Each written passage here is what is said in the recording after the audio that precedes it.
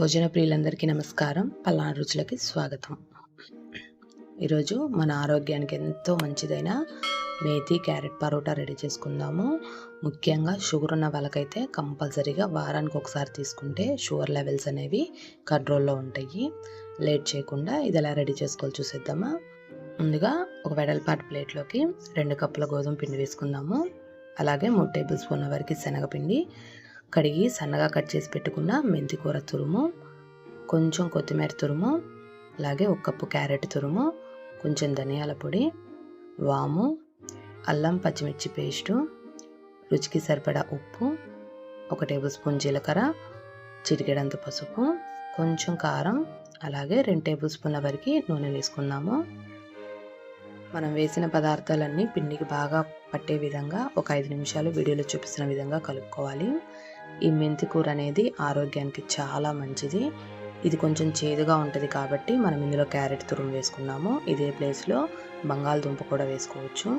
ముఖ్యంగా షుగర్ ఉన్న వాళ్ళకి మెంతులు కానీ మెంతి కూర కానీ వీక్లీ 2 టైమ్స్ కానీ 3 టైమ్స్ కానీ తీసుకుంటే షుగర్ లెవెల్స్ అనేవి పూర్తిగా కంట్రోల్లో ఉంటాయండి. ఇప్పుడు పిండిలో కొంచెం కొంచెం నీళ్ళు పోసుకుంటూ పిండిని చాలా సాఫ్ట్గా కలుపుకోవాలి.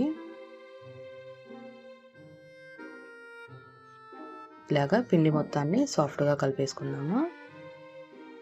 ఇలా కలిపేసుకున్న పిండిని తడి క్లాత్ కప్పేసి కనీసం 30 నిమిషాలైనా నానబెట్టుకోవాలి. 30 నిమిషాల తర్వాత పిండి అనేది మనకి ఇంకొంచెం సాఫ్ట్గా ఉంటుంది. ఇప్పుడు ఒకసారి మళ్ళీ కలిపేసుకుందాము. ఇప్పుడు చిన్న చిన్న పిండి ముద్దల్ని రెడీ చేసుకుందాము. ఇలా రెడీ చేసుకున్న పిండి ముద్దల్ని పొడి పిండి చల్లుకుంటూ వీడియోలో చూపిస్తున్న విధంగా చేత్తో ఒత్తుకుందాం. ముందు కొంచెం ఇలా చేత్తో ఒత్తుకున్న తర్వాత చపాతీ కర్రతో పరోటా రుద్దుకోవాలి.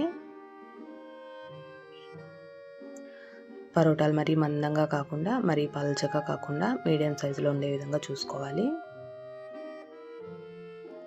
ఇదే విధంగా మిగతా పరోటాలను కూడా రెడీ చేసుకుందాము.